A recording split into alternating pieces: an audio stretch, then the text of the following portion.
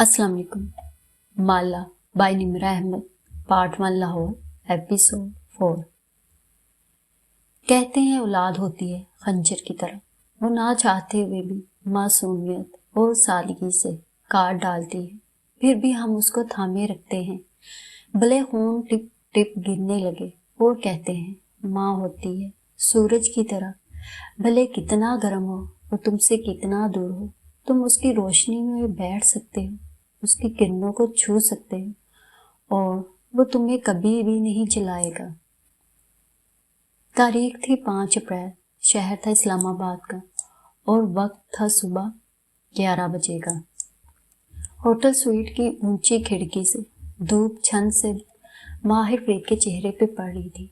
वो आंखें बंद किए खड़ा मोती और लेवेंडर की खुशबू को सांस के जरिए अंदर उतार रहा था।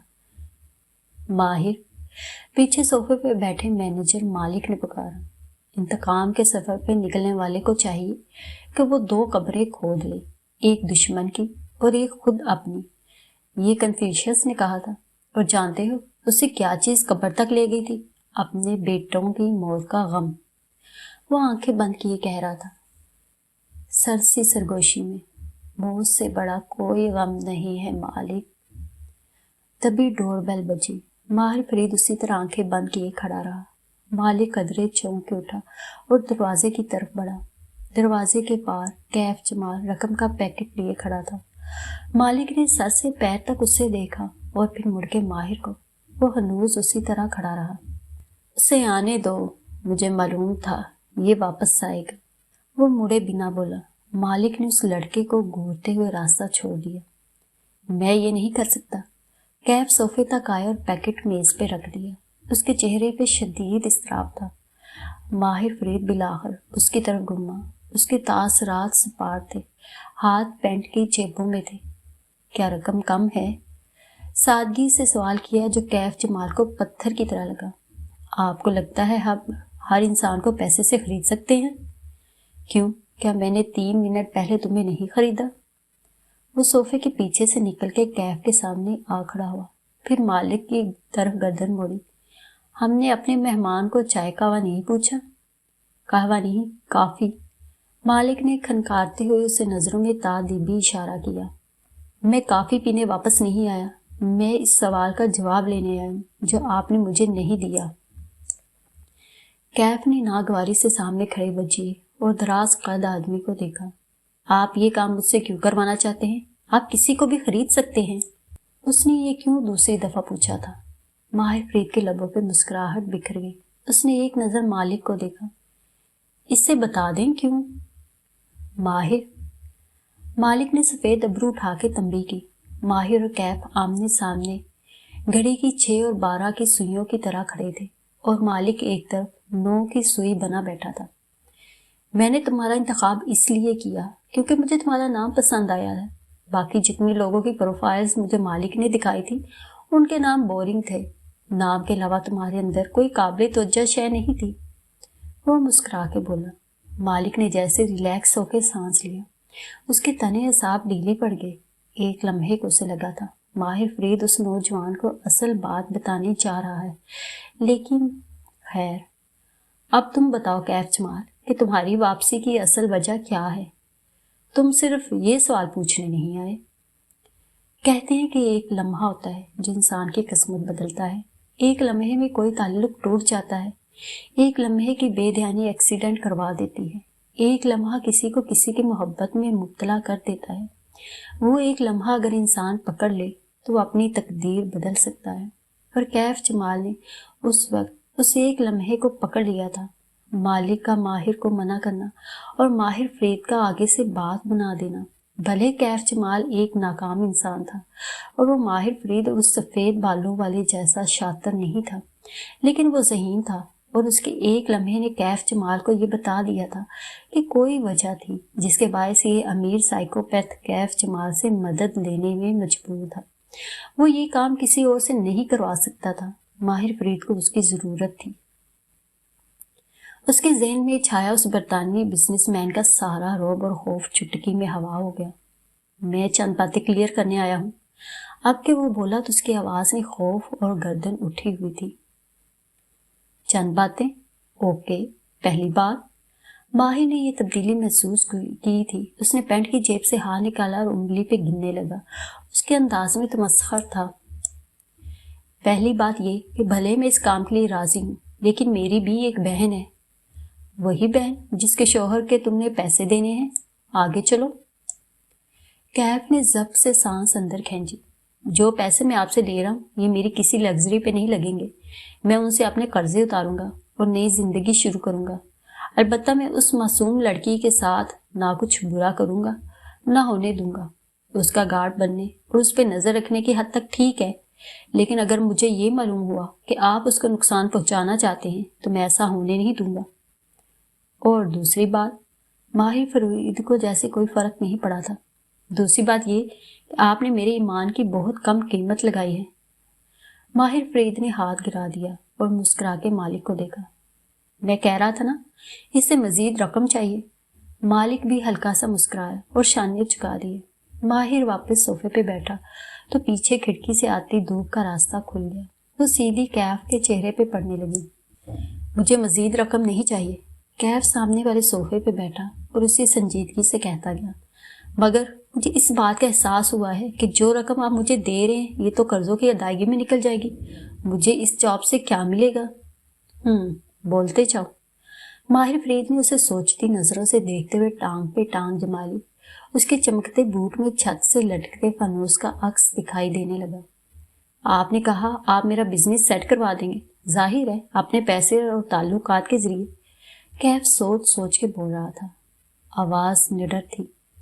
लेकिन मैं चाहता हूं कि आप ये अपने जरिए भी करें। मतलब ये कि मेरे बिजनेस हमेशा फ्लॉप इसलिए होते हैं क्योंकि कोई मुझे मेरी गलती नहीं बताता।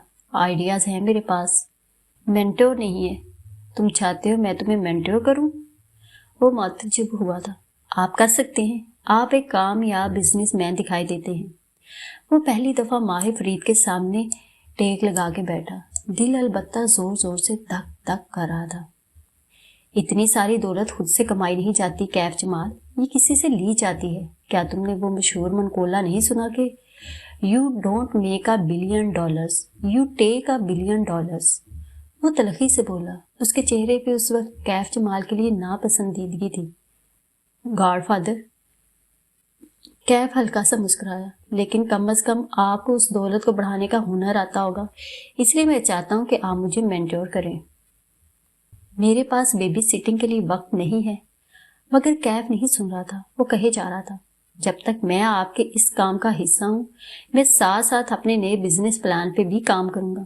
2 माह के इख्तिताम पे जब ये गार्ड वाली जॉब खत्म हो जाएगी, मैं अपना प्लान लेकर आपके पास आऊंगा। आप उस प्लान को देखेंगे, उसकी सलाह करेंगे और उसको अमल में लाने में मेरी मदद करेंगे। मालिक के चेहरे से लग रहा था कि वो अब शदीद उकता चुका है। सुनो लड़के, अब तुम अपने कद से बड़ी बातें कर रहे हो। हमारे पास इतना वक्त नहीं। 1 मिनट मालिक। माहिर फरीद ने हाथ उठा के उसे रोका और कैफ की आंखों में झांका।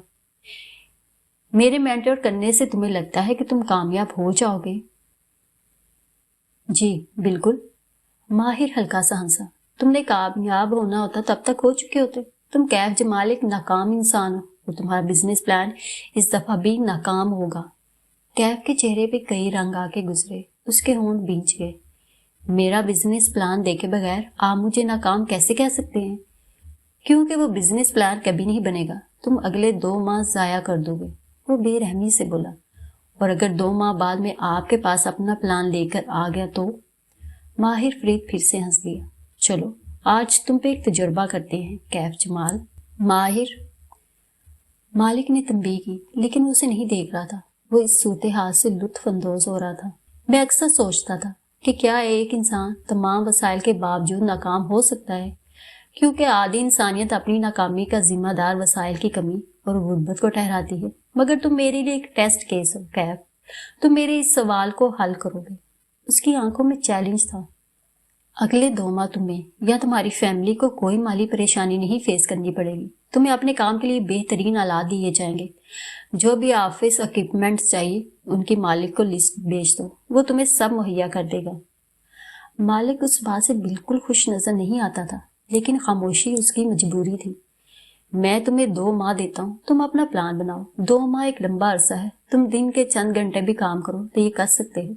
तुम घर से काम करते हो, चाहो तो तुम्हें हम कोई ऑफिस या लग्जरी अपार्टमेंट भी फराहम कर सकते हैं जहाँ तुम सुकून से दिन के चंद घंटे काम कर सको। मगर सवाल ये है कि क्या तुम बिजनेस प्लान बना लोगे? उसकी चमकती आंखों में तमस्खुर था। कैफ ने जब्त से सांस अंदर खींची। मैं आपको ये करके दिखाऊंगा। नामुमकिन। तुम 2 माह तक इतनी सहूलियात के बावजूद भी एक बिजनेस प्लान तक नहीं बना सकोगे। मालिक और मैं तुम्हारे जाने के बाद इस बात पे शर्त लगाएंगे, क्योंकि तुम एक सुस्त इंसान हो। तुमने कामयाब होना होता तो अब तक हो चुके होते। मैं आपसे मुख्तलिफ हूँ माहिर फरीद साहब। आप एक नार्सिसिस्ट हैं। आपके कैफ जमाल बोला तो उसका लहजा स्पार था। आपके लिए अपनी ऊंची कुर्सी पे बैठ के बेरोजगार नौजवानों की नाकामी का मजाक उड़ाना बहुत आसान है। आपने सोने का चम्मच मुंह में लिए बड़े हुए हैं। आप अपनी मेहनत से यहाँ नहीं पहुंचे। आप प्रिविलेज्ड हैं। आपके वालिद ने आपके लिए एक बहुत बड़ी बिजनेस एम्पायर छोड़ी है, जिसे आप खूबसूरत लड़कियों का पीछा करने में जाया कर रहे हैं। तुम्हारे पास 2 माह है। उसे कैफ जमाल के अल्फाज से फर्क नहीं पड़ा था। उसी महफूज अंदाज में बोला, मगर मैं जानता हूँ कि तुम 2 माह बाद भी कोई प्लान लेकर नहीं आओगे, और फिर मैं हर बिजनेस डिनर पे, हर सेमिनार पे तुम्हारा किस्सा सुनाया करूंगा कि कैसे इंसान हर शय के बावजूद नाकाम हो सकता है। माहिर फरीद उठ खड़ा हुआ और हाथ मुसाफे के लिए बढ़ाया। कैफ ने एक नज़र उसके हाथ को देखा। वो लंबी उंगलियों वाला खूबसूरत हाथ था। ऐसे हाथ मुजस्समा साजों या पियानो बजाने वालों के होते हैं। कैफ ने उससे हाथ मिला लिया। मैं आपको गलत साबित करके दिखाऊंगा। कैफ ने हाथ मिला के छोड़ दिया। फिर वो रुका, खंकारा। अब उसे एक मुश्किल सवाल पूछना था। अगर किसी वजह से मैं 2 माह से पहले इस जॉब को मजीद निभाने से इनकार कर दूं, अगर मैं इस सब को ख़त्म करना चाहूँ, तो क्या आप मुझे दी गई रकम वापस ले लेंगे और अपनी मदद खींच लेंगे? वो नताइज जानना चाहता था। माहिर फरीद की मुस्कुराहट गायब हुई। वो 3-4 कदम आगे आया, यहाँ तक कि वो कैफ जमाल के ऐन मुकाबिल आ खड़ा हुआ। उसकी चुभती नजरें कैफ के वजूद के अंदर तक गड़ गई। तुमने कभी सुना है ऐसे शख्स के बारे में जो किसी दिन अचानक से गायब हो जाता है? वो अपने अपार्टमेंट से निकलता है और फिर वापस नहीं आता। उसके अपार्टमेंट के सामने डेयरी सर्विस वाले दूध की बोतलें रखे जाते हैं। बैंक लेटर्स और अखबार से उसका मेल बॉक्स भरने लगता है, मगर किसी को खबर नहीं होती कि वो अपने अपार्टमेंट में नहीं है। हत्ता कि दूध खराब होकर बदबू देने लगे तब पुलिस बुलाई जाती है और अपार्टमेंट का लॉक तोड़ा जाता है, मगर जब तक बदबू ना आए कोई उस लापता शख्स की परवाह नहीं करता। तुम कैफ जमाल इस जॉब को अपनी मर्जी से ख़त्म नहीं कर सकते। ये जॉब तब ख़त्म होगी जब मैं कहूँगा, और जब तक मैं नहीं कहूँगा तुम्हारे अपार्टमेंट से बदबू नहीं उठेगी। अब ये पैकेट उठाओ और जाके नए जूते खरीदो। कैफ का चंद मिनट पहले बहाल हुआ एतमाद ऐसे बिखर गया जैसे हवा से सूखे पत्ते बिखर जाते हैं। उसने इस बात में सर हिला दिया। पैसे, वेंचरशिप, अपने बिजनेस का कामयाब हो जाना, ये सब उसकी ज़रूरियात थी। लेकिन इस लम्हे उसे एहसास हुआ इन ज़रूरियात को पूरा करने के लिए उसने खुद को एक गलत आदमी के साथ सौदे में फंसा दिया है। मज़ीद कुछ पूछना है तो अभी पूछ लो। माहिर फरीद ने कलाई पे बंदी घड़ी देखी। मेरी लंदन की फ़्लाइट है, मुझे वापस जाना है, ज़्यादा वक्त नहीं है मेरे पास। कैफ जमाल ने कुछ कहने के लिए लब खोली। उसी वक्त रूम का दरवाज़ा खटका। ऐसे नहीं जैसे बेल बजाते हैं, बल्कि ऐसे जैसे कोई जूते से 2-3 दफ़ा ठोकर मारता है। माहिर फरीद ने कैफ से नज़र हटाई और मालिक को देकर अबरू से दरवाज़ा खोलने का इशारा किया, मगर मालिक ने अपनी जगह बैठे बैठे महज कंधे उचका दिए। उसके पास कार्ड है, खुद खोल लेगा। कैफ अभी तक बेबस मगर चुभती हुई नज़रों से माहिर फरीद को देख रहा था। उसके आखिरी बात का असर भी ज़ाहिर नहीं हुआ था। चंद लम्हे बाद कार्ड स्वाइप होने की बीप बजी। फिर दरवाज़ा खुलने की आवाज़ आई। एक दरवाज़ा खोलने में कितनी मेहनत लगती है यार, तुम लोग मेरे साथ ये जानबूझ के करते हो। अंदर दाखिल होने वाला शख्स झिंझलाते हुए कहते कहते रुक गया। कैफ अभी तक माहिर को देख रहा था, लेकिन उसे पीछे खिड़की के शीशे में मध्यम सा अक्स दिखाई दिया। वो एक नौजवान था जिसके हाथ में पकड़ी पेपर ट्रे में कॉफ़ी के डिस्पोजेबल कप नजर आ रहे थे। कैफ जमाल को देख के नवाद ने नजरें झुकाई, कप गिने, 1, 2, 3, फिर चेहरा उठा के कमरे में मौजूद अफराद की गिनती की। अब कि वो बोला तो आवाज में माजरत थी। مجھے نہیں معلوم تھا کہ یہاں ہم 4 لوگ ہوں گے۔ کیف جمال نے ماہر فریج سے نظر ہٹائیں اور گردن موڑ کے اس شخص کی طرف دیکھا۔ کیف کو خود نہیں معلوم تھا اس روز ہوٹل میں وہ 3 نہیں 4 ہوں گے۔ مبین منزل پہ موسم بہار اس سال اداس سا اترا تھا۔ بوگن ویریا کے درخت اپنی خوش رنگ پتوں کے باوجود وہ جائے ہوئے لگتے تھے۔ جب سے مالا کو ماں کے بھولنے کی بیماری کا علم ہوا تھا، اس سے لگتا تھا کہ وہ ایک ایسے سرسبز باغ میں کھڑی ہے جس کو پانی لگانے والا یہاں کا راستہ بھول گیا ہے، اور اب وہ لہلہاتے درختوں کو دیکھ کے سوچ رہی ہے کہ کیا کوئی ان کو پانی لگانے آئے گا یا یہ آہستہ آہستہ مرجھاتے جائیں گے۔ عصر باسی ہو چکی تھی اور شام کسی بھی پل دم توڑنے کو تیار تھی۔ مالا ہینڈز فری لگائے، فون اونچا اٹھائے لان میں بیٹھی تھی۔ اسکرین پہ نظر آتی ماہی کمزور لگ رہی تھی، آنکھوں تلے ہلکے بجھا ہوا چہرہ، وہ تکیے کے سہارے بیڈ پہ نیم دراز تھی۔ کیا کہا ڈاکٹر نے؟ تھوڑی سی اسپاٹنگ ہوئی ہے مگر بیبی ٹھیک ہے۔ ماہی اداس لگ رہی تھی۔ مجھے مکمل بیڈ ریسٹ کا کہہ دیا گیا ہے، ویسے بھی ٹیسٹ ٹیوب بیبی ہے، رسکی پریگنینسی ہے۔ ماہی تمہیں مکمل بیڈ ریسٹ کرنا ہے اب، اوکے؟ وہ فکر مندی سے اپنی چھوٹی بہن کو دیکھ رہی تھی۔ مالا میں پاکستان نہیں آ سکوں گی، مجھے سختی سے منع کیا گیا ہے سفر سے۔ اس کی آنکھوں میں آنسو تھے۔ شادی کے 5 سال میں ماہی کے 2 مس کیریج ہو چکے تھے، اس لیے اس کی یہ پریگنینسی بہت ہائی رسک تھی۔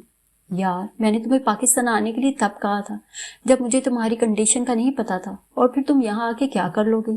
ماں ذرا سا بھولتی ہی ہیں، ہم مینج کر لیں گے، لیکن اگر بیبی کو کچھ ہوا تو ماں سے زیادہ دکھی کوئی نہیں ہوگا۔ ماں نے 5 سال اس بیبی کے لیے دعائیں مانگی ہیں، عمرہ، حج، تہجد، نفل، بیبی کو کچھ نہیں ہونا چاہیے، اور پھر ہم آئیں گے نا کینیڈا۔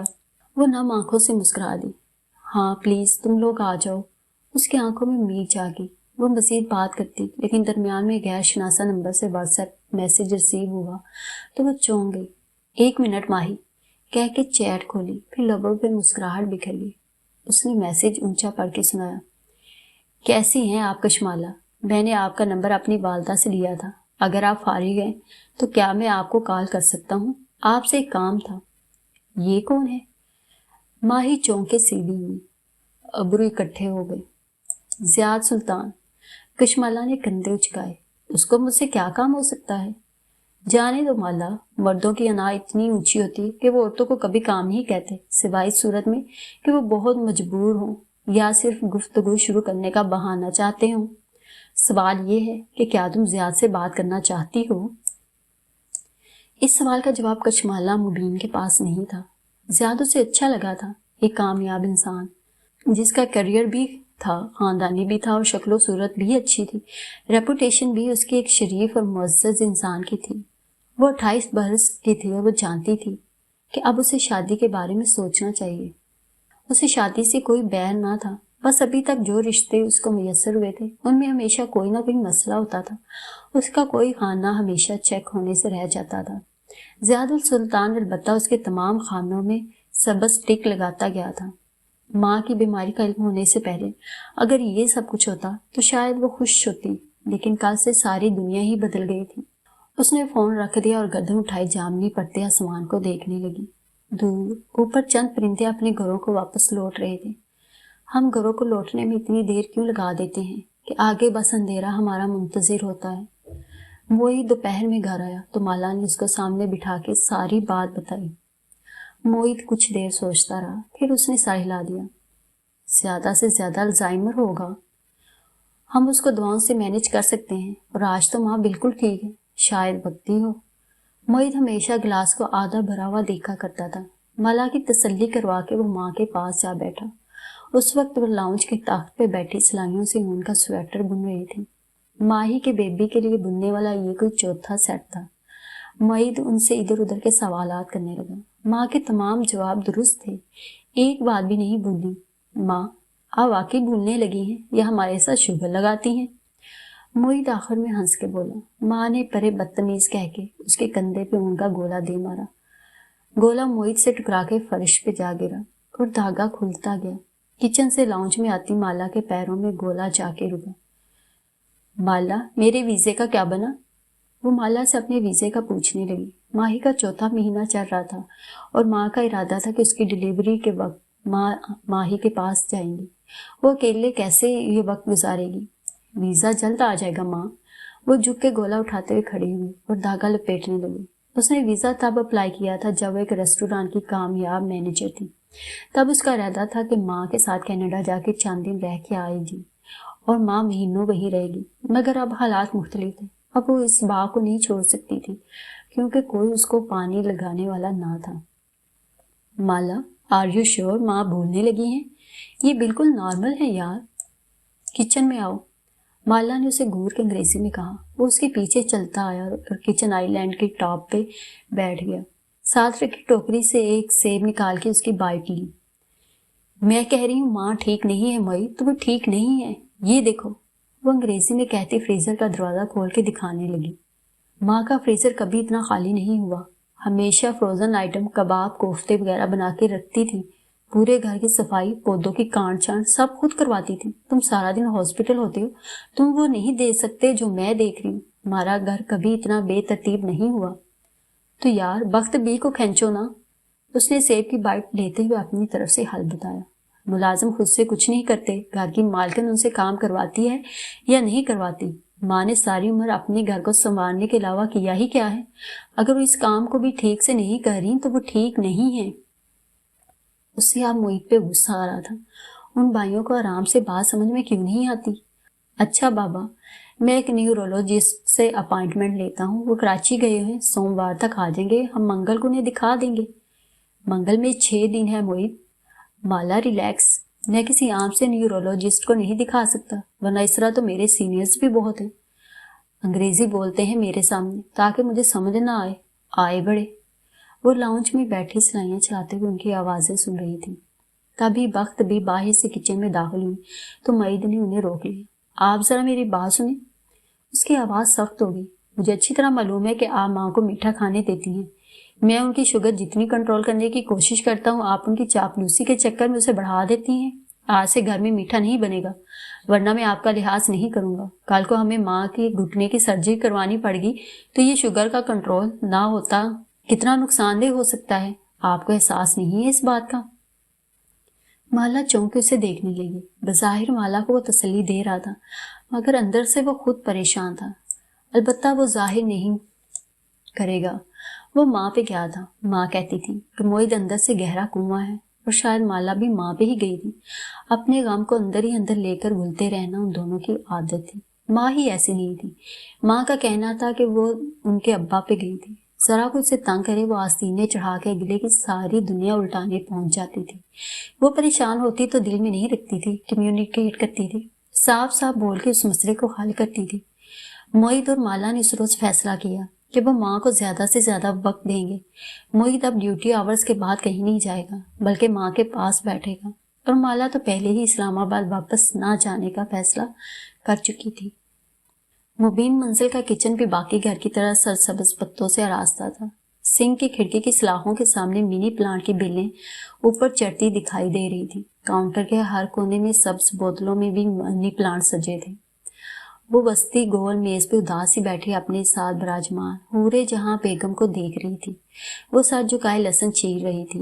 वो देसी लहसुन मंगवाया करती थी जो छीले जाने में वक्त लेता था, इसलिए माँ जब फारिग होती लहसुन छीलने लग जाती। ब्लाउन के सूट पे सफेद चिकन का दुपट्टा उन्होंने सर पे लेकर कानों के पीछे अड़स रखा था। वो नरमी से उनके कनपटियों से निकलते बाल पीछे करने लगी। वो कमजोर होती जा रही थी। वो कुछ नहीं कर सकती थी। जब माँ बीमार होती है तो इंसान को एहसास होता है कि अपनी सारी दौलत, डिग्री और कामयाबियों के बावजूद वो कुछ भी नहीं है। जो है वो अल्लाह है और बस अल्लाह ही है। दफतन डर्टी किचन का दरवाजा चिड़चिड़ाता हुआ खुला और किसी ने खंगारते हुए उसकी तवज्जो चाहिए। माला ने बुझा हुआ चेहरा उठा के देखा तो सामने कैफ खड़ा था। जीन्स पे भूरी ड्रेस, शर्ट के आसीन पीछे मोड़े, गीले बाल माथे पे बिखेरे। वो हर सुबह की तरह हशाश बशाश और मुस्कुराता हुआ था। बॉस, मैं काफी बना रहा हूँ, आपको चाहिए? माला ने नफी में गर्दन हिला दी। माँ ने बरहमी से चेहरा उठा के उससे देखा। ये बॉस क्या होता है? जैसे सलीम कहता है कश्मला बीबी, वैसे कहा करो। साथ ही बुड़बुड़ाई, किसी अंग्रेज की औलाद ना हो तो। जी बड़ी बीबी, मैं चलता हूँ। कैफ संभल के बोला। उसे माँ की डांट से डर लगता था। ये वाज़ेह था। वापस आओ मियाँ। माँ ने उसे घूरते हुए 2 उंगलियों से आने का इशारा किया। جی۔ کیف متذبذب سے آگے آیا اور ہاتھ باندھے ان کے سامنے کھڑا ہو گیا۔ منی پلانٹ والی کھڑکی اب کیف کی پشت پہ تھی۔ مالا نے دلچسپی سے ہتھیلی پہ تھوڑی جمائے اسے دیکھا۔ ماں کی ڈانٹ بڑی دلچسپ ہوتی تھی، بالخصوص تب جب کسی اور کو پڑھے۔ نہ، مجھے ایک بات بتاؤ، تمہارے اماں بابا نے کوئی ادب آداب سکھائے ہیں یا نہیں؟ انہوں نے کوشش تو کی تھی لیکن کامیاب نہیں ہوئے۔ مالا نے مسکراتے ہوئے اس سے گھورا۔ ماں کو اس کے انداز پہ مزید تپ چڑھ گئی۔ رات سونے کے لیے ہوتی ہے میاں، اور دن کام کرنے کے لیے۔ یہ جو تم رات بھر لان میں ٹہلتے ہوئے فون پہ لگے ہوتے ہو نا، ساری آوازیں آتی ہیں مجھے۔ ہیں؟ فون پہ؟ کیف کے چہرے پہ ناسمجھی کا تاثر ابھرا، جیسے اسے ماں کی بات سمجھ نہ آئی ہو۔ مالا کو لگا شاید ماں مکس اپ کر رہی ہے۔ ماں سوتے وقت اے سی نہیں چلاتی تھی، اس کی ہوا سے ان کے گھٹنوں میں درد ہوتا تھا۔ وہ کھڑکی کا ایک پٹ کھولے رکھتی تھی، یوں لان کی آوازیں صاف اندر آتی تھیں۔ سوری بڑی بی بی، میں دھیان کروں گا۔ کیف نے تابے داری سے بات سنبھال لی۔ ماں بڑبڑا کے بخت بی کو آواز دینے لگی۔ کیف الٹے قدموں ڈرٹی کچن کی طرف بڑھ گیا۔ دروازہ بند نہیں کیا، بس خاموشی سے اپنی کافی بنانے لگا۔ ماں، وہ نرمی سے کہتی ماں کے قریب ہوئی، میں نے اس کو چوکی دار کی ڈیوٹی بھی دی ہے، اب پوری رات کرسی پہ فارغ تو نہیں بیٹھ سکتا، بیچارہ کالز کر لیتا ہوگا۔ خیر ہے۔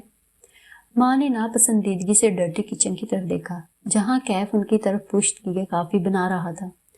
لڑکیوں سے باتیں کرتا ہے ساری رات، توبہ استغفر اللہ۔ مالا کو ہنسی آ گئی۔ آپ کو کیسے پتا؟ زارا کی رٹ لگا رکھی تھی کل اس نے، کوئی دوست ہوگی اس کی، جانے دیں۔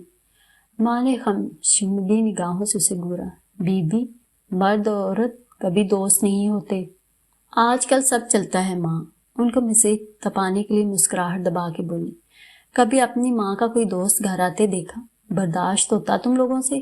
مرد اور عورت ازل سے اب تک دوست نہیں بن سکتے۔ مرد مرد ہوتا ہے اور عورت عورت۔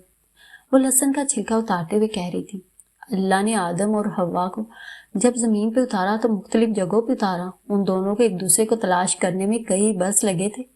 اللہ نے ہر انسان کا جوڑا اس دنیا میں اتارا ہے، کسی کو مل جانا ہے اور کسی کو نہیں، مگر وہ ہوتا ضرور ہے، اور ہر انسان ساری زندگی اسی جوڑ کو تلاش کرتا رہتا ہے۔ دوستی کے نام پہ بھی مرد اور عورت دوسرے شخص میں اسی جوڑ کو ڈھونڈتے رہتے ہیں۔ بختو، وہ بختو کو آواز دیتی ہوئی گھٹنوں پہ ہاتھ رکھے اٹھ گئی اور فریج کی طرف بڑھی۔ کافی میکر چلاتے ہوئے کیف نے ہلکی سی گردن موڑ کے کلین کچن کی گول میز پہ بیٹھی لڑکی کو دیکھا۔ وہ اپنی ماں کی بات پہ دل کھول کے ہنسی تھی۔ بالوں کی اونچی پونی ٹیل بنائے اس کا سبز آنکھوں والا چہرہ دلہا دلایا اور شفاف لگ رہا تھا۔ اس نے ایسے مہربان چہرے والی لڑکی کبھی دیکھی تھی کیا؟ شاید نہیں۔ بختو، یہ بچے ہوئے سالن نکالو، ڈبوں میں ڈال کے ہمسایوں کے ملازموں کو دے آؤ۔ ماں، روز اتنا کھانا نہ بنایا کریں، اگر آس پاس بانٹنا ہی ہوتا ہے، آج ایک سالن بنا لیں اور ساتھ میں پرانے سالن کو چلا لیں۔ ماں نے گھور کے اسے دیکھا۔ اب میں گھر کے ملازموں کو باسی سالن دوں گی اور اپنے بچوں کو نیا سالن؟ بی بی، ایسی تفریق تمہاری ماں نے کبھی نہیں کی۔ اوف ماں، میں کھا لوں گی پرانا سالن، آپ بخت بھی اور سلیم کے لیے نیا بنا لیں۔ جل کے بولی۔ ماں نے ان لوگوں کو ملازم نہیں رکھا ہوا تھا، انہوں نے ماں کو مالک رکھا ہوا تھا۔ کھانا کھلانا اللہ تعالیٰ کو بہت پسند ہے، کھلانے سے کسی کا رزق کم نہیں ہوتا۔ ماں فریج کا دروازہ بند کے اس طرف مڑی تو دیکھا ڈرٹی کچن میں کھڑا کیف اپنی تازہ بنائی کافی کا گھونٹ بھر رہا تھا، ساتھ ہی اس کے چہرے پہ ناپسندیدگی ڈر رہی۔ منہ کیوں بنا رہے ہو؟ کیف نے چونک کے انہیں دیکھا، وہ اسے ہی گھور رہی تھی۔ اس نے جلدی سے کپ نیچے کیا۔ اتنی اچھی نہیں بنی اس لیے۔ کیوں میاں؟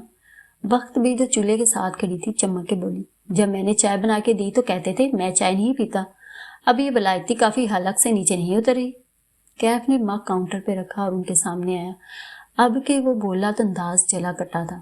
میں نے کہا تھا وقت بھی کہ میں ایسی چائے نہیں پیتا جو آپ بناتی ہیں، کالے پانی جیسی۔ میں خالص دودھ کی کڑک چائے پیتا ہوں جو کافی دیر تک چولہے پہ کڑتی رہے۔ اوکے، نخرے تو دیکھو۔ وقت بھی برا مان لی۔ اور یہ کافی میکر میں نے کشمالہ بی بی کے لیے نکالا ہے کیونکہ وہ بھی آپ کے ہاتھ کی کافی نہیں پی سکتی۔ چبا چبا کے وقت بھی کو اطلاع دی۔ مالا کو لگا کہ اب کیف کو ماں سے ڈانٹ پڑنے والی ہے، لیکن خلاف توقع ماں اسے چند لمحے دیکھتی رہی، پھر آہستہ آہستہ واپس اپنی کرسی تک آئی۔ تو خود اپنے لیے بنا لیا کرو کڑک چائے۔ ماں کا انداز عام سا تھا۔ مجھے بنانی نہیں آتی۔ اس نے کندھے اچکا دیے۔ واہ، کچھ تھا جو کیف کو نہیں کرنا آتا تھا۔ پہلے کون بنا کے دیتا تھا؟ کیف نے جواب نہیں دیا اور ڈرٹی کچن کی طرف پڑ گیا۔ واپس آؤ اور کعوے کا پانی رکھو، میں تمہیں سکھاتی ہوں کڑک چائے بنانا کہ تمہارے نخرے ختم ہوں۔ ماں نے گھور کے اسے واپس آنے کا اشارہ کیا۔ کیف ہلکا سا مسکرا دیا۔ ماں کی ڈانٹ کے پیچھے بھی ان کی فکر تھی، چاہے ملازم ہو لیکن اسے اس کی پسند کا کھانا پینا ملنا چاہیے۔ وہ چپ چاپ واپس آیا اور ان کی ہدایت کے مطابق قہوہ رکھنے لگا۔ مالا کو اس سے ہمدردی ہوئی۔ ماں کے ساتھ جو کچن میں کام کرتا تھا اس کو ڈانٹ بھی ساتھ ساتھ پڑتی تھی، البتہ کچھ تھا جو اس کے ذہن میں چھپا تھا، کسی کانٹے کی طرح جو فصلوں میں چلتے ہوئے پانچوں کے ساتھ چپک جاتے ہیں۔ اس کے گھر میں کون تھا جو اسے اتنی محنت سے کڑک چائے بنا کے دیا کرتا تھا؟ کیف نے اس سوال کا جواب کیوں نہیں دیا تھا؟ کہتے ہیں جس نے لاہور نہیں دیکھا وہ پیدا نہیں ہوا۔ ٹھیک کہتے ہیں یا غلط؟ مگر کہتے ضرور ہیں۔ لاہور کشمالہ کے لیے ہمیشہ ایک فرار تھا۔ جب وہ اپنی ورک لائف سے تنگ آ جاتی تو اپنے گھر واپس آ جاتی، کچھ دن ماں کے ساتھ رہتی تو ذہن فریش ہو جاتا، مگر لاہور میں مستقل رہنا اس کے لیے کٹھن ثابت ہونے والا تھا۔ یہاں کی فضا آلودہ تھی اور شور زیادہ تھا۔ اسلام آباد ایک ہی رنگ میں رنگا تھا۔ پنڈی کی حدود سے جیسے اسلام آباد میں داخل ہو تو ایک پوش اور صاف ستھرا سا شہر نظر آتا تھا۔ لاہور ایسا نہیں تھا۔ اس شہر میں بہت سے رنگ ایک ساتھ بستے تھے، لوگوں کے لہجے مختلف تھے، صبح دیر سے ہوتی تھی اور رات اس سے بھی دیر سے۔ یہاں سب سے بڑے انٹرٹینمنٹ کھانا اور شاپنگ مالز تھے۔ دوپہر میں وہ کسی کام سے بینک جا رہی تھی تو کار کی کھڑکی سے باہر گزرتے منظر کو دیکھ کے اسے حیرت ہوئی۔ لاہور میں بہت سے ریسٹورانٹ چائے کے نام سے کھل گئے تھے اور یہ سب نئے ریسٹورانٹ تھے۔ تمہیں کڑک چائے پسند ہے نا؟ دیکھو تمہارے لیے کتنے کیفے ہیں یہاں، اس نے ڈرائیو کرتے کیف کو بتایا۔ کچھ سال پہلے تک لاہور ایسا نہیں تھا۔ کیف ونڈ اسکرین کے پاس سڑک پہ توجہ کیے تبصرہ کرنے لگا۔ یہاں کافی پینا فیشن سمجھا جاتا تھا، چائے ایک بیکورڈ چیز تھی، لیکن جب سے انڈین پائلٹ ابھی نندن نے پاکستانی چائے کو فنٹاسٹک کہا ہے، لاہور میں چائے کے نام پہ درجنوں کیفے کھل گئے ہیں۔ تمہیں کیسے معلوم؟ تم تو اتنے سال سے اسلام آباد میں رہ رہی ہو۔ کیف نے شانے چکائے۔ مجھے معلوم ہوتا ہے۔ وہ ڈرائیو کرتے ہوئے بیک ویو مرر اوپر کر دیتا تھا اور اسے کیف کی یہ عادت پسند تھی۔ اتنے دن سے وہ ڈری نہیں تھی، نہ اسے اس انجان تعاقب کار سے کوئی خوف محسوس ہوا تھا، کیونکہ جب وہ باہر نکلتی کیف ساتھ ہوتا۔ یہ احساس تحفظ اسے پہلے کسی گارڈ کے ساتھ محسوس نہیں ہوا تھا۔ ویسے میں دھیان کروں گا کہ رات کو میرے کام کی وجہ سے بڑی بی بی ڈسٹرب نہ ہو، وہ توقف سے بولا۔ ہاں، تم نے بتایا تھا تم اپنا بزنس پلان بنا رہے ہو، کہاں پہنچا وہ کھڑکی سے باہر دوڑتے درختوں کو دیکھ کے بولی۔ وہ نہر کے ساتھ سفر کر رہے تھے اور یہاں درخت پہلے سے زیادہ ہو گئے تھے، سبزہ دیکھ کے اندر تک ٹھنڈ اتر گئی تھی۔ ابھی تو شروع کیا ہے، 1.5 ماہ ہے میرے پاس۔ 1.5 ماہ؟ کیوں؟ اسے حیرت ہوئی۔ وہ دراصل وہ سنبھلا اور موڑ کاٹا۔ اپنے لیے ڈیڈ لائن رکھی ہے۔ اوہ اچھا، کشمالہ نے سارے لا دیا۔ 1.5 ماہ کافی لمبا عرصہ ہے، 2 ہفتے بھی کافی ہوتے ہیں۔ خیر تم کر لو گی۔ اس کی بات پہ وہ مسکرا دیا۔ تھینک یو، مجھے کسی نے کہا تھا کہ میں یہ نہیں کر سکوں گا۔ کشمالہ نے افسوس سے سر جھٹکا۔ لوگ نوجوان انٹرپرینور سے اتنی بے رحم باتیں کیسے کہہ دیتے ہیں؟ خیر ایک مشورہ دوں، تمہیں ایک مینٹور کی ضرورت ہے۔ ہر نوجوان انٹرپرینور کو ہوتی ہے، کوئی بہت سینئر اور کامیاب انسان جس کو بزنس کی سمجھ تم سے کہیں زیادہ ہو، جو تمہارا پلان دیکھ کے اس کی خامیاں دور کر سکے۔ کہتے ہوئے مالا نے سوچا کہ اسے کیف کو اپنی مینٹرشپ آفر کرنی چاہیے۔ وہ اس کا پلان دیکھ کے اس کو امپروو کرنے میں مدد دے سکتی تھی، لیکن جی مینٹر ہے میرے پاس۔ اچھا کون؟ اس نے کھڑکی سے نظر ہٹائی اور دلچسپی سے کیف کے کندھے کی پشت کو دیکھا۔ وہ یہاں سے اس کا چہرہ نہیں دیکھ سکتی تھی، بس اسٹیئرنگ پہ رکھے اس کے ہاتھ نظر آتے تھے۔ آپ نہیں جانتی اسے؟ مطلب وہ یہاں کا نہیں ہے، برطانیہ کا ایک کامیاب بزنس مین ہے، میرا فیملی تعلق ہے اس سے، وہ سوچ کے کہہ رہا تھا۔ کشمالہ نے کندھے اچکا دیے۔ اوکے گڈ، مگر تم میری جاب کے ساتھ اپنے پلان پہ قیام کیسے کرو گے؟ کر لوں گا، پوری رات ہوتی ہے میرے پاس۔ آپ کا تعاقب کار بھی تنگ نہیں کر رہا؟ پھر خیال آنے پہ پوچھا۔ آپ نے بڑی بی بی کا چیک اپ نہیں کروایا؟ موئد نے اپائنٹمنٹ لی ہے ایک نیورولوجسٹ سے منگل کے لیے۔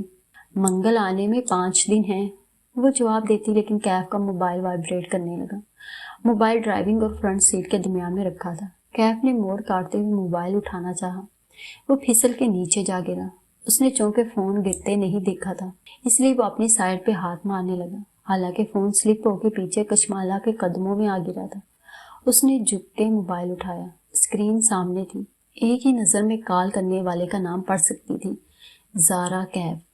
اس نے موبائل کیف کی طرف بڑھایا تو کیف نے تیزی سے اسے تقریباً کھینچا اور پھر زور سے بٹن دبا کے اسے بند کیا اور دوسری طرف رکھ دیا۔ کار کی سپیڈ بڑھ گئی، کیف ڈسٹرب ہو گیا تھا۔ وہ ظاہر کیے بنا کھڑکی سے باہر دیکھنے لگی، مگر ذہن میں بہت سی جمع تفریق چل رہی تھی۔ زارا کیف، یہ کون تھی؟ کیف کی سی وی کے مطابق وہ غیر شادی شدہ تھا۔ شاید اس کی کوئی دوست ہو جس کا لاسٹ نیم بھی کیف ہو۔ کیا ایسا اتفاق ممکن تھا؟ کشمالہ کو بینک کے سامنے اتار کے وہ کار میں بیٹھا رہا۔ جب اس سے تسلی ہوگی کہ وہ اندر جا چکی ہیں تو اس نے موبائل نکالا اور زارا کی چیٹ کھولی، پھر بے بسی بھرے غصے سے میسج ٹائپ کرنے لگا۔ تم آئندہ مجھے خود سے کال نہیں کرو گی، جب کال کرنی ہوگی میں خود کروں گا، سمجھ میں آیا؟ وہ کچھ دیر وہاں بیٹھا سوچتا رہا۔ اس کی مڑی پلکوں والی آنکھیں بینک کے دروازے پہ جمی تھی، ذہن میں الگ طوفان برپا تھے۔ پھر اس نے وائٹ ہیئر کو کال ملائی اور موبائل کان سے لگا لیا۔ میں یہ جاب مزید نہیں کر سکتا، میں کوئٹ کرنا چاہتا ہوں۔ دوسری طرف ایک لمحے کی خاموشی چھائی گئی، پھر مالک کی سرد آواز گونجی، کیوں؟ میری ذاتی زندگی اور یہ جاب مکس اپ ہو رہی ہے، تمہیں کیا مذاق لگتا ہے یہ سب؟ مالک ایک دم غصے سے دھاڑا، تم ایک صبح اٹھ کے فیصلہ کرو گے کہ تم یہ نہیں کرنا چاہتے اور میں تمہیں چپ چاپ واک آؤٹ کرنے دوں گا؟ چلاؤ مت، میں تمہارا ماتحت نہیں ہوں، میں جب چاہے اس جاب کو چھوڑ سکتا ہوں۔ وہ دانت پیس کے بولا، اس کے کان سرخ ہو رہے تھے۔ توقف کے بعد مالک بولا تو آواز دھیمی تھی، اصل وجہ کیا ہے؟ کیوں چھوڑنا چاہتے ہو یہ جاب؟ کیف نے گہری سانس لی، اس کی ماں بیمار ہے، میں اس کے ساتھ مزید دھوکہ نہیں کر سکتا۔ تم اس کی ماں کے لیے اتنے حساس کیوں ہو رہے ہو؟ بس میں اس کی فیملی کے ساتھ نہیں رہ سکتا، یہ پلان کا حصہ نہیں تھا، اب یہی پلان کا حصہ ہے۔ میری بات غور سے سنو، تم اس لڑکی کی جاب کرو گے جب تک تمہیں وہ نہیں ملتا جو ہمیں درکار ہے۔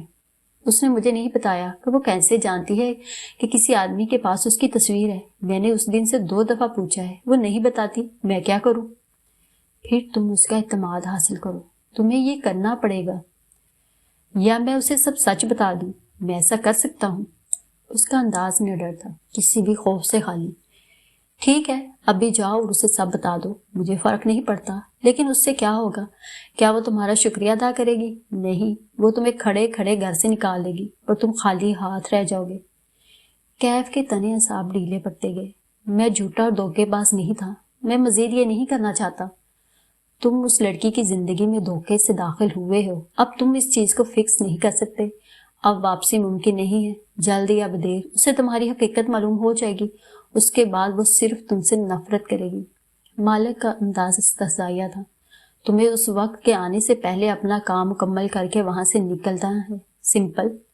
مالک کے لیے جمع تفریق بہت آسان تھا اور اس کے یہ فکرہ بہت بھاری تھا، وہ تم سے نفرت کرے گی۔ تم مجھے کسی بھی چیز کے لیے مجبور نہیں کر سکتے، وہ بے بسی سے غصے سے بولا۔ میں نے اپنی مرضی سے اس جاب کے لیے حامی بھری تھی، میں اپنی مرضی سے اس کھیل کو ختم بھی کر سکتا ہوں۔ تمہارے پاس یہ چوائس اس دن تک تھی جب ہم تینوں اس ہوٹل سویٹ میں اکٹھے ہوئے تھے، اس دن کے بعد تمہارے پاس یہ چوائس نہیں رہی، تم اس کو کچھ نہیں بتاؤ گے، ورنہ میں سچ کہہ رہا ہوں، مجھ سے برا کوئی نہیں ہوگا، جاؤ اپنا کام مکمل کرو۔ کشمالہ بینک سے باہر آ رہی تھی، کوہنی پہ بیگ لٹکائے، سن گلاسز ماتھے کے اوپر چڑھائے، وہ موبائل کے بٹن سا دبا رہی تھی، پھر چہرہ اٹھا کے اپنی کار کی تلاش میں دیکھا۔ کیف نے فون رکھ دیا، کشمالہ کی نگاہ اس سے ملی تو وہ مسکرا دی اور اس کی طرف آنے لگی۔ کیا وہ اس سے نفرت کرنے لگے گی؟ کیا ان دونوں پہ ایسا بھی وقت آنا تھا؟ کار سٹارٹ کرتے ہوئے اس کے ذہن میں ایک ہی فکرہ گونج رہا۔ مبین منزل کے بالائی فلور پہ ایک کمرے کی کھڑکی لان میں کھلتی تھی، وہ کمرہ کسی زمانے میں گیسٹ روم ہوتا تھا۔ برسوں پہلے کشمالہ نے وہاں سے بیڈ اور صوفے نکلوا کے اسے اپنا پینٹنگ اسٹوڈیو بنا لیا تھا۔ پھر وہ اسلام آباد چلی گئی تو یہ کمرہ بند ہی رہ گیا تھا۔ کام والی صفائی کر دیتی تھی، لیکن جب سے ماں نے سیڑھیاں چڑھنا ترک کیا تھا، اوپر کی صفائی بھی واجبی ہوتی تھی۔ اس روز کشمالہ جیسے ہی اندر داخل ہوئی، گرد کی بو فوراً سے نتنوں میں گھسی۔ کمرہ خالی خالی سا تھا، در و دیواروں پہ بک شیلف بنے تھے جن میں اس کی پسند کی کتابیں اور پینٹ باکسز رکھے تھے، نیچے کیبنٹس بنے تھے۔ اس نے ایک کیبنٹ کھولا تو بہت سی یادیں سامنے آ گئیں۔ میریز اور ونزر اینڈ نیوٹن کے خالی پینٹ باکسز، ٹرپنٹائن کا آدھا بھرا کنٹینر، ساتھ ہی چند خالی کنٹینرز رکھے تھے جن پہ آئل پینٹ کے داغوں کی بہتات تھی۔ ان میں سے ایک کنٹینر اس کا پسندیدہ تھا۔ مالا نے زخمی مسکراہٹ کے ساتھ اسے اٹھا کے دیکھا۔ آرٹسٹس کو اپنے کچھ ڈبوں اور کچھ برشز سے محبت ہو جاتی ہے، بالخصوص ایسا برش جس پہ اس کا ہاتھ بیٹھ جائے۔ اس ڈبے میں اس کا فیورٹ برش رکھا تھا۔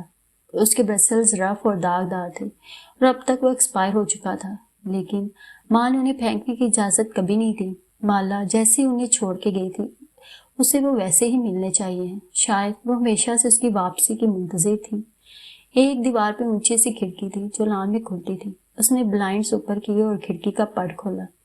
گرد کی ایک تہہ اڑ کے آنکھوں میں آئی۔ نیچے لان میں گارڈ چیئر پہ بیٹھا کیف اسکیچ بک پہ تیز پینسل چلا رہا تھا۔ آہٹ پہ اس نے گردن اٹھا کے کشمالا کو دیکھا، پھر اسکیچ بک رکھ کے اٹھ کھڑا ہوا۔ کوئی کام ہے باس؟ ماں کی غیر موجودگی میں اس کے منہ سے باس پھسل جاتا تھا۔ لان میں لگا بوگن ویلیا کا درخت پینٹ اسٹوڈیو کی کھڑکی تک جاتا تھا۔ وہاں کشمالا کھڑی تھی، جامنی پھولوں اور سبز شاخوں کے درمیان۔ وہ کسی پینٹنگ کا حصہ لگ رہی تھی۔ گلابی شلوار قمیص میں ملبوس، بال اونچی پونی میں مقید کیے، دوپٹہ ایک کندھے سے گزار کے دوسری طرف باندھے، وہ یقیناً کام کے ارادے سے اسٹوڈیو میں آئی تھی۔ وہ چند لمحے گردن اٹھائے اس پینٹنگ جیسی لڑکی کو دیکھے گیا۔ جب اس نے یہ جاب شروع کی تھی اور اس کا کشمالا مبین سے تعارف ہوا تھا، تب وہ اس کے لیے ایک تصویر تھی۔ وہ اسے نہیں جانتا تھا۔ اس کے لیے وہ 2 ماہ کے لیے اس کا گارڈ بننا مجبوری کے ساتھ ساتھ ایک ایڈونچر بھی لگا تھا۔ وہ 2 ماہ بعد یہاں سے چلا جائے گا۔ بعد میں وہ جان بھی جائے تو اس سے کیا؟ وہ اس کا کیا بگاڑ لے گی؟ کچھ دن بعد وہ اپنی زندگی میں مصروف ہو کے اس لڑکی کو بھول جائے گا۔ اور اب وہ سوچ ایک مذاق لگتی تھی۔ وہ کیسے اس لڑکی کو، اس کے گھر کو اور اس کے پودوں کو بھول پائے گا؟ تم اوپر آؤ اور سلیم کو بھی بلا لاؤ، وہ اوپر کھڑی کہہ رہی تھی۔ کیف چونکا۔ آج ہم نے اسٹوڈیو کو صاف کرنا ہے۔ وہ پرجوش نظر آتی تھی۔ یہ طے تھا کہ اسے ماں کے ساتھ رہنا تھا، مگر اس کا یہ مطلب نہیں تھا کہ وہ گھر میں بیکار بیٹھے گی۔ اس سے بیکار بیٹھنے کی عادت تھی نہ شوق۔ اس کے ذہن نے ایک نئے پلان پہ کام کرنا شروع کر دیا تھا، اور ورک فرام ہوم کا پہلا اصول ہی یہی تھا کہ وہ گھر کا ایک کونا اپنے کام کے لیے مختص کرے۔ کوئی انسان گھر سے کام تب تک نہیں کر سکتا جب تک اس کے پاس ورکنگ سپیس نہ ہو۔ اس کا سامان اسلام آباد سے آ گیا تھا۔ پیکرز نے سب کچھ پیک کر کے لاہور پہنچا دیا تھا۔ اب اسے اس سب کو یہاں سیٹ کرنا تھا۔ تھوڑی دیر بعد سلیم اور کیف اس کے ساتھ اسٹوڈیو میں کھڑے کام کروا رہے تھے۔ کیف کتابیں نکال کے رکھ رہا تھا اور سلیم ان کو کارٹن میں ڈال رہا تھا کہ باہر لے جا کے انہیں جھاڑے۔ چند ہی منٹ میں وہ تینوں مٹی ہو گئے۔ سلیم تو بس ایسے ہی شروع ہو گیا تھا، البتہ کیف نے دستانوں اور ماسک کے ساتھ کام شروع کیا تھا، اور وہ بار بار مٹی کی وجہ سے ناک بھون بھی چڑھاتا تھا۔ باس، ایک بات پوچھوں؟ نہیں، کام پہ دھیان دو، بات تو سنیں۔ پہلے تم میری بات سنو۔ وہ دونوں ہاتھ پہلوؤں پہ رکھ کے اس کی طرف گھومی۔ تم اپنا بزنس پلان بنا رہے ہو یا نہیں؟ بنا لوں گا، 1.5 ماہ ہے میرے پاس۔ میں جب دیکھتی ہوں تم اسکیچ بک لیے موٹر بائکس بنا رہے ہوتے ہو، میں اسکیچنگ کر کے فریش ہو جاتا ہوں، اسٹریس ریلیف۔ وہ کتابوں کی مٹی جھاڑتے ہوئے کہہ رہا تھا۔ کشمالا خفگی سے اسے دیکھ رہی تھی۔ تم نے سنا نہیں ہے کہ مرد کی سب سے بڑی بدصورتی اس کی خالی جیب ہوتی ہے؟ یار، یہ کیا آپ لوگوں نے سٹینڈرڈ سیٹ کر لیے کہ 30 کی عمر تک پہنچنے سے پہلے کیریئر سیٹ ہونا چاہیے؟ ہر بندے کا نہیں ہو سکتا۔ وہ جھنجھلا گیا۔ بات کیریئر سیٹ کرنے یا زیادہ کمانے کی نہیں ہے۔ چاہے کم کماؤ لیکن اپنا کچھ کرتے رہو۔ فارغ بیٹھنا ہر لحاظ سے غلط ہے۔ 30 کی عمر آنے تک تمہارے پاس کچھ اپنا ہونا چاہیے۔ وہ کتابیں واپس رکھتے ہوئے چونکا۔ میں آپ کو کتنے سال کا لگتا ہوں؟ کیف نے سوالیہ برو اٹھائی تو کشمالا نے رک کے اندازہ لگانا چاہا۔ شاید 27-28۔ وہ محفوظ انداز میں مسکرایا۔ میں 32 سال کا ہوں، نہیں لگتا نا؟ ایکسرسائز کم، کھانا اور سٹریس نہ لینا، یہ چیزیں عمر بڑھنے کے پروسیس کو سست کر دیتی ہیں۔ یہ سائنسی طور پہ ثابت شدہ بات ہے۔ اوہ، تم تو کم عمر دکھنے کے لیے ساری عمر بیکار مشغلوں میں ضائع کر دو گے لیکن کیریئر نہیں بناؤ گے۔ ایک میرا کلاس فیلو بھی تھا، ہر وقت اپنی اسکن اور فٹنس کی پرواہ میں لگا رہتا تھا، کبھی ڈھنگ سے نوکری نہیں کر سکا کہ دھوپ میں کام کرنے سے اسکن خراب ہو جائے گی۔ ٹھیک کہتا تھا، دھوپ میں کام کرنے سے اسکن کینسر ہو سکتا ہے، اس لیے سن اسکرین لگانی چاہیے۔ وہ ڈٹائی سے کہتے ہوئے کتابیں واپس شیلف میں جوڑ رہا تھا۔ فرش پہ بیٹھے خالی ڈبے صاف کرتے سلیم نے ناپسندیدگی سے کیف کو دیکھا۔ یہ مالا باجی کے ساتھ کچھ زیادہ ہی فرینک ہوتا تھا۔ میں تمہیں ایک نصیحت کر رہی ہوں، اپنے بزنس پلان پہ دھیان دو۔ 32 سال کی عمر پہ بھی اگر تمہارے پاس کوئی پلان نہیں ہے تو یہ کوئی اچھی بات نہیں ہے۔ سوچو تمہارا مینٹور کیا سوچے گا اگر تم اسے اپنا پلان دکھانے میں ناکام ہو جاتے ہو۔ کیف کے چہرے سے سایہ سا گزر گیا۔ اس نے جواب نہیں دیا، جھک کے کیبنٹ کھولی اور اندر رکھے چند کینوس باہر نکالے، پھر انہیں کھولا تو آنکھوں میں ستائش ابھر آئی۔ یہ آپ نے بنائے ہیں؟ ظاہر ہے میں نے بنائے ہیں۔ اب تم کہو گے کہ یہ بہت اچھے ہیں، تو مجھے پہلے سے معلوم ہے کہ یہ بہت اچھے ہیں، اس لیے کام پہ دھیان دو۔ کیف نے مسکرا کے کینوس واپس رکھے۔ ویسے آپ کیا کام شروع کرنے لگی ہیں اب؟ اس نے وہ سوال پوچھا جو وہ شروع میں پوچھنے جا رہا تھا۔ بتاؤں گی، وہ بے نیازی سے کہہ کے کام کرتی رہی۔ کیف نے چند لمحے اس کے جواب کا انتظار کیا، پھر اسے احساس ہوا کہ کیف جمال ایک ناکام انٹرپرینیور ہے اور کشمالہ مبین ایک کامیاب انسان۔ وہ ایک ناکام انسان سے کبھی رائے نہیں لے گی۔ اس نے گہری سانس خارج کی اور اوپری خانوں سے چیزیں نکالنے لگا۔ وہ ان دونوں سے لمبا تھا، اس لیے سب سے اوپر والے خانوں کی صفائی وہی کر سکتا تھا۔ شیلف کے سب سے اوپری خانے سے اس نے کتابیں نکالی تو کچھ فرش پہ گرا۔ وہ چونکا، کتابیں ایک طرف رکھی اور پنجوں کے بل نیچے جھکا۔ وہ ایک طے شدہ کاغذ تھا۔ کیف نے ہلکی سے گردن موڑ کے ان دونوں کو دیکھا۔ ان کی اس طرف پشت تھی، کسی نے وہ کاغذ گرتے نہیں دیکھا تھا۔ کیف نے دھڑکتے دل سے اس کی تہیں کھولی۔ اندر لکھی تحریر کو وہ ایک ہی نظر میں پہچان گیا تھا۔ اس نے نامحسوس انداز میں کاغذ جیب میں رکھ لیا اور واپس کام کرنے لگا۔ شام تک وہ تینوں مل کے اس اسٹوڈیو کو چمکا چکے تھے۔ ماربل کا فرش دھل کے خشک ہو چکا تھا، کھڑکیاں اندر باہر سے صاف ہو چکی تھیں۔ ایک ورک ٹیبل کھڑکی کے ساتھ رکھی تھی جس پہ کشمالہ نے اپنی ضروری چیزیں سجائی تھی۔ سینیٹڈ کینڈل بھی جلا دی تھی جس نے سارے کو معطر کر دیا تھا۔ کیف نے تنقیدی نظروں سے کمرے کا جائزہ لیا۔ یہاں صرف ایک چیز کی کمی ہے، پودوں کی۔ وہ مسکرا کے بولی، صبح نئے پرانے سارے پودے سیٹ کر دوں گی ادھر، پھر میرا ہوم آفس مکمل ہو جائے گا۔ کیف نے مسکرا کے اسے دیکھا۔ اس کے بال اور پلکیں تک مٹی مٹی ہو چکی تھی لیکن وہ خوش لگ رہی تھی۔ پتا ہے کیف، انسان کو اپنی روٹین لائف بورنگ لگتی ہے، لیکن روٹین اصل نعمت ہے۔ روٹین کا مطلب ہے ہم صحت سے ہیں، عافیت میں ہیں۔ بس مجھے اپنی روٹین میں واپس سے آنا ہے۔ اس ریسٹورینٹ کا کیا ہوا جنہوں نے آپ کو جاب آفر کی تھی؟ اسے یاد آیا، وہ شیلف سے ٹیک لگائے کھڑا تھا اور اس کے سامنے کھڑکی کے ساتھ کھڑی تھی۔ وہ کشمالہ کا چہرہ بجھ گیا۔ میں توقع کر رہی تھی کہ وہ مجھے کوئی مینجمنٹ پوزیشن آفر کریں گے، لیکن وہ اپنے ریسٹورینٹ کی ایک دیوار پہ 3D ایلوین بنوانا چاہتے ہیں۔ آپ بنا سکتی ہیں؟ نہیں، رمضان شروع ہونے والا ہے، ان کے پاس عید تک کا وقت ہے۔ وہ چاہتے ہیں کہ میں سارا رمضان ایک دیوار پہ کام کروں، مگر 4 ہفتوں میں صرف پینٹنگ بنائی جا سکتی ہے، آرٹ نہیں۔ کیوں؟ وہ دلچسپی سے پوچھنے لگا۔ آرٹ بنانے کے لیے کوئی ڈیڈ لائن نہیں رکھی جا سکتی، کیونکہ آرٹ خوشی سے نہیں تخلیق کیا جاتا، نہ وہ پیسے کمانے کے لیے ہوتا ہے۔ آرٹ درد اور ٹوٹے دل سے بنتا ہے۔ اس کے لیے ذہن کے کریٹیو حصے کا شور سے خالی ہونا ضروری ہے، اور میرے ذہن میں ابھی بہت شور ہے۔ یعنی آپ نے انکار کر دیا؟ نہیں، سوچنے کے لیے وقت مانگا ہے، حالانکہ انکار کر دینا چاہیے تھا۔ وہ متذبذب لگ رہی تھی۔ آپ لوگوں کو نہ نہیں کہتی، کہہ دیا کرے۔ نہ کہنا اتنا ہی ضروری ہے جتنا کہ سانس لینا۔ نہیں کہیں گی تو دم گھٹنے لگے گا۔ کافی بنا دوں؟